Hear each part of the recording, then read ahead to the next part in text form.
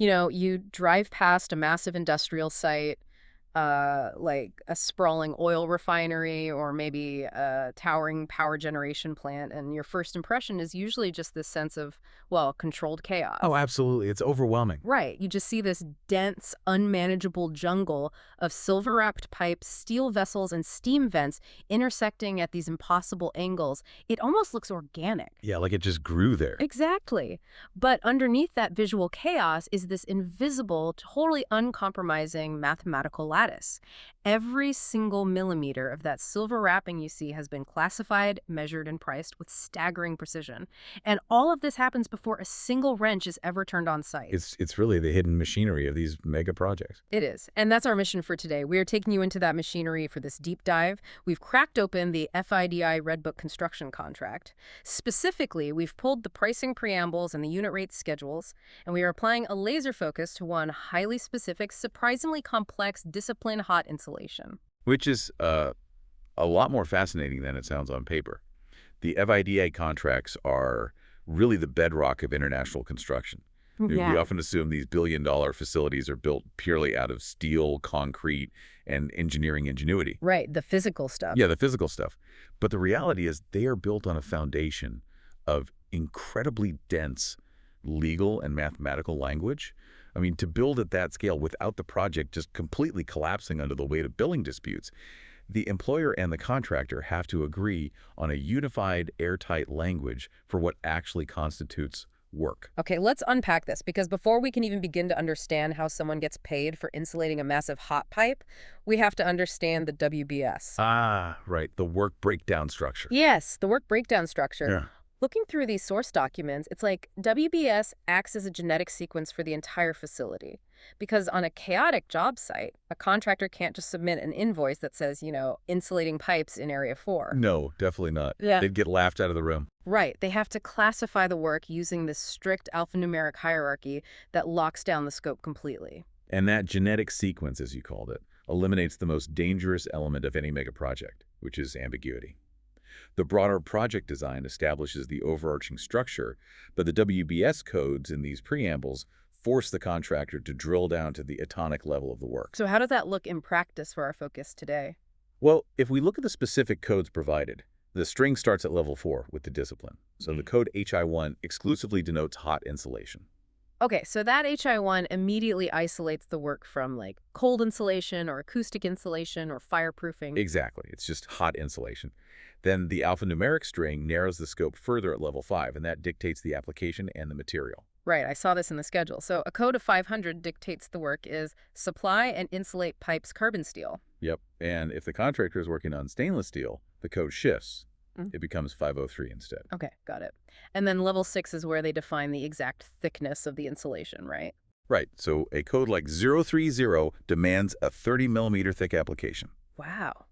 And finally, level 7 dictates the pipe diameter itself, so a 006 means a 6-inch pipe. You've got it. So when you put all that together, HI1 500 03006 is the undeniable genetic signature for applying 30 millimeters of hot insulation to a 6-inch carbon steel pipe. It really is like DNA for a building. Every single component on a multi-billion-dollar site has this unique genetic code defining its exact purpose and material. It does.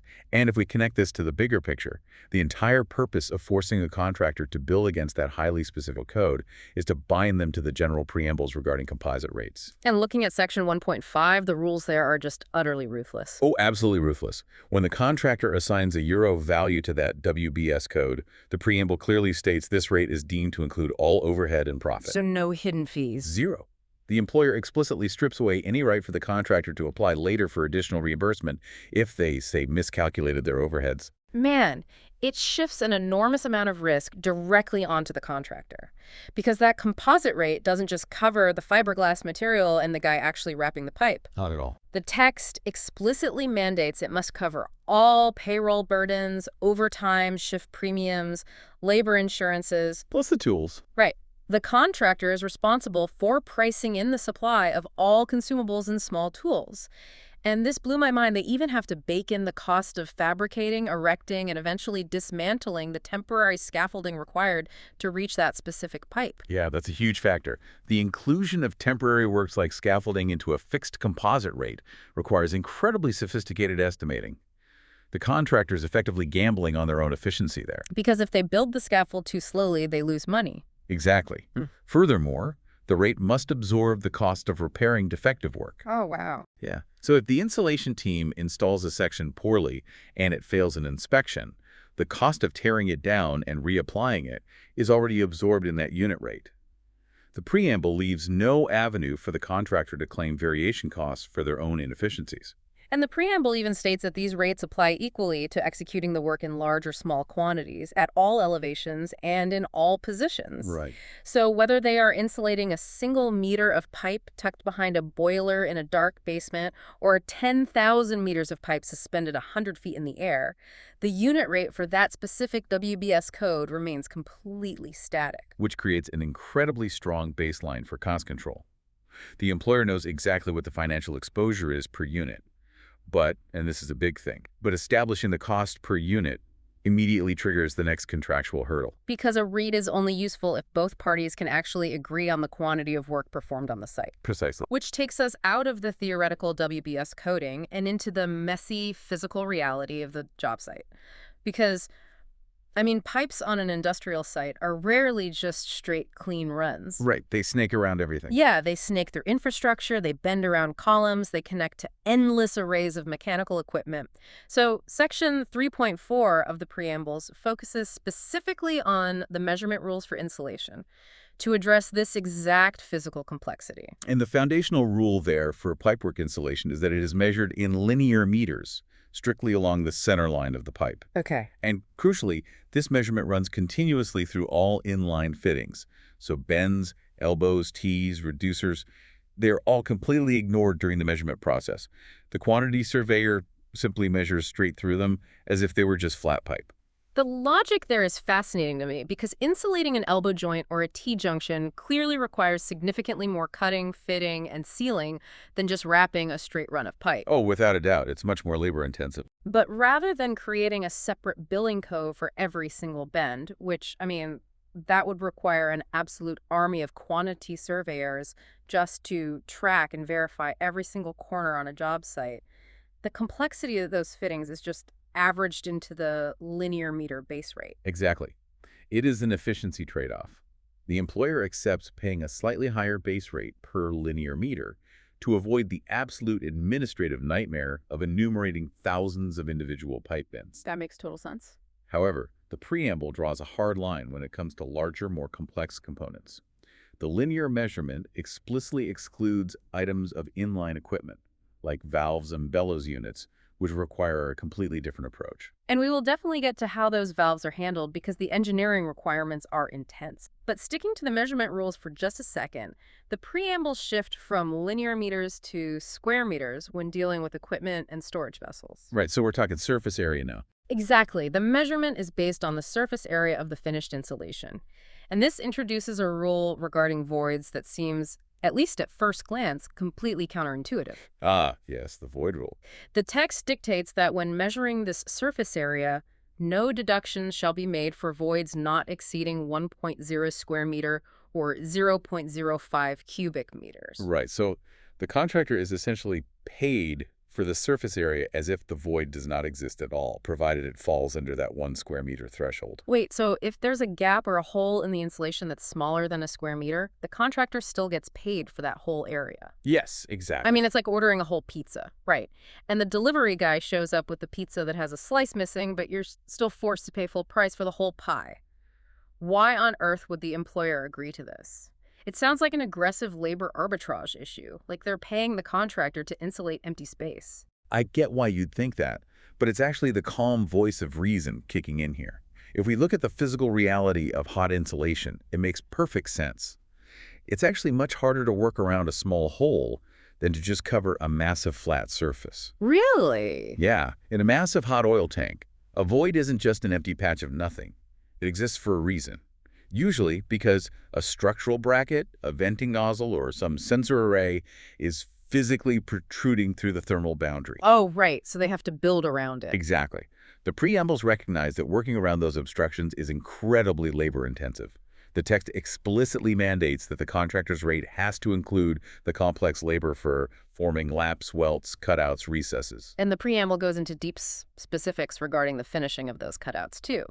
The contractor must price in the labor for, and I'm quoting here, pointing, sealing, troweling smooth, chamfered, and sealed edges. Because hot insulation operates under extreme thermal stress. Right, so if the edge of a void isn't perfectly chamfered and sealed against weather and vapor ingress, the thermal integrity of that entire massive vessel is compromised. Completely compromised. So the employer isn't paying for the negligible amount of fiberglass or calcium silicate that was saved by that little void.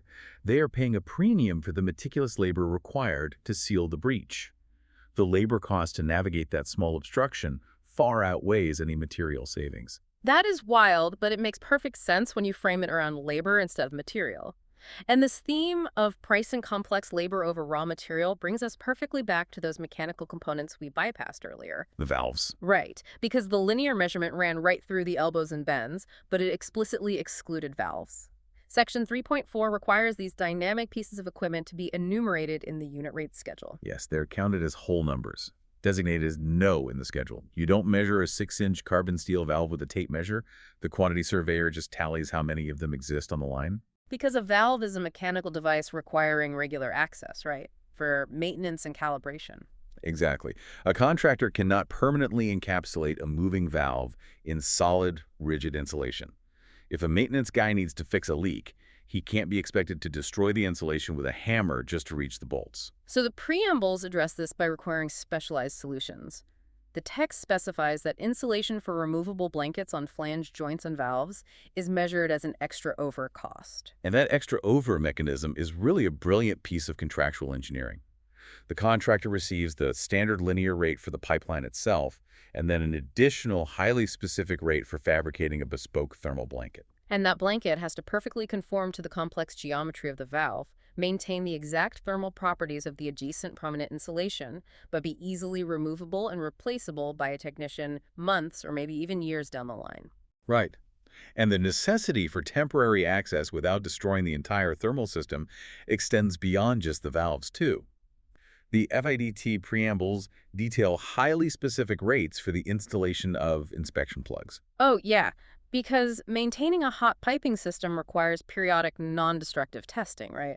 To check the steel for corrosion or thinning. Exactly. And installing an inspection plug is far more involved than just drilling a hole and popping in a cheap piece of plastic. Right. The composite rate for this specific item requires the contractor to carefully cut through the outer metal jacketing, remove the insulation compound to expose the bare pipe for the inspector, install the plug hardware into the jacketing, and finally replace the insulation. And the absolute critical language in the preamble here is the requirement to maintain integrity. When that plug is reseated, the vapor barrier and the thermal envelope must be completely 100% restored. Because if moisture penetrates that plug, it can cause corrosion under insulation, which is a catastrophic failure mechanism in high-temperature pipelines. Wow. And here's where it gets really interesting. Because the preambles load an immense amount of physical responsibility onto the installation team. I really do. The text stipulates their composite rate must include protecting all coated surfaces, including the employer-supplied materials and equipment, against damage from whatever cause at all stages of construction. They aren't just responsible for their own fiberglass and cladding, they basically assume the risk for the physical condition of the pipe itself while they're working on it. It represents a massive transfer of risk.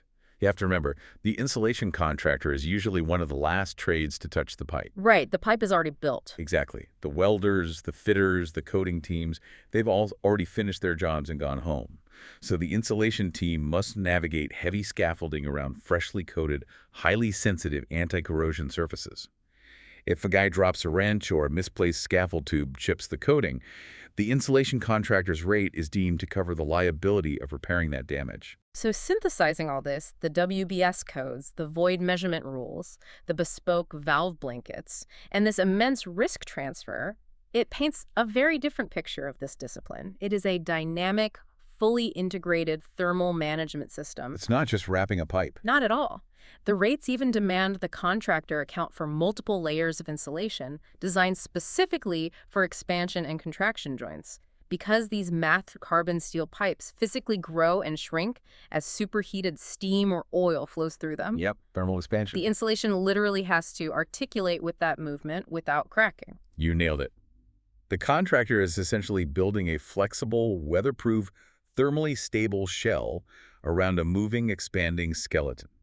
And to understand the financial mechanics of how that shell is procured, we have to zoom out and look at the sheer scale of the unit rate schedule itself. Because this is where all those strict rules of measurement and the WBS codes are aggregated into actual actionable financial data. And looking at it, the hot insulation schedule is staggering. It's less of a spreadsheet and more of a comprehensive actuarial table of construction risk. It covers pipelines starting at tiny 14-inch diameters and scales all the way up to massive 44-inch diameter mains. It's huge. And for every single one of those pipe sizes, there is an intersecting matrix of insulation thickness ranging from a mere 25-millimeter wrap-up to a massive 400-millimeter thermal barrier. The permutations are just mind-boggling. The matrix covers carbon steel, stainless steel, and a broad category of other materials. It details every variation of valve and flange joint. And it also isolates the unique megastructures, specifically breaking down liquefied natural gas, or LNG, storage tanks.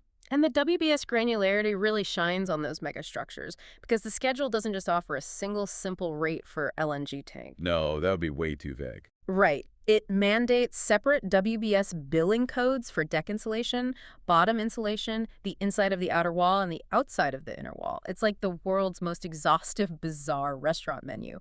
But instead of choosing a side dish, you are choosing between a 40-millimeter thick wrap for a 16-inch carbon steel pipe versus a 160-millimeter thick wrap for a stainless steel flange joint. That's a great way to put it. And the thermal dynamics and the physical labor required to actually install the insulation vary wildly, depending on which face of that LNG tank the contractor is working on. So the schedule anticipates those variations. It does. But the true power of the unit rates schedule lies in a crucial column in the spreadsheet, the breakdown. Right. The contractor is not permitted to simply submit a final lump sum euro figure for the composite rate. They can't just give a final number. The schedule forces transparency through a mandatory breakdown into three distinct pillars: material rate, labor cost, and Demir's unit, which is man-hours per unit. So the employer basically requires the contractor to show the exact math driving the final price. Exactly. And this raises an important question: why demand this breakdown? Yeah, why not just take the final price? Because on a multi-billion-dollar mega project, the initial engineering drawings will inevitably change. It's the ultimate defense against price gouging during scope changes. A pipeline might be extended by 3 kilometers, or a storage vessel might be redesigned halfway through the project to hold 10% more volume. Right, because the preambles state these rates must apply equally to large or small quantities, no matter the elevation or location. So the employer needs to know the exact math in case that project scope changes. Exactly. Quantity surveyors rely heavily on this breakdown when those change orders arrive. Say an employer decides to leverage their own supply chain and provide the raw fiberglass materials themselves, a scenario explicitly anticipated in the text, by the way. Okay, so the employer buys the materials. Right. The quantity surveyor doesn't have to renegotiate the entire contract. They use the unit rate schedule to simply subtract the material rate column while keeping the labor cost and Mears unit completely locked in. Oh, wow. That is incredibly smart. It is. Furthermore, it exposes the contractor's labor efficiency assumptions right from the start.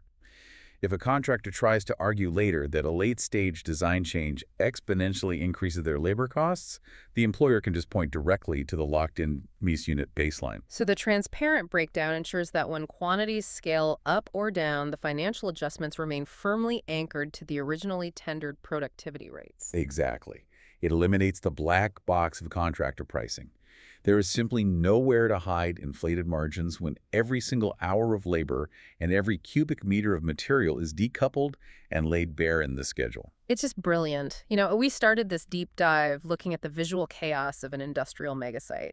But by navigating the FIDIC Red Book preambles, we've really extracted the hidden logic governing all that chaos. We have. We've traced the WBS codes that define the DNA of the scope, and we've analyzed the specific measurement preambles that intelligently dictate you don't deduct for small voids, prioritizing the cost of complex labor over raw materials. We've also seen the bespoke valve blankets and the massive liability the contractor absorbs regarding temporary scaffolding, inspection plugs, remedial work, and the uncompromising protection of adjacent coated surfaces. And the sheer mind-boggling scale of the unit rate schedule binds all of these stringent requirements into a transparent financial matrix that protects the whole project from runaway scope changes. It really is a marvel of contract law. It is. I mean, the built environment just looks entirely different once you understand the legal scaffolding holding it up. The next time you are driving down a highway and pass a sprawling chemical plant, or even if you just walk past the boiler room in a large commercial basement, you will never look at a wrapped pipe the same way again. No, you won't.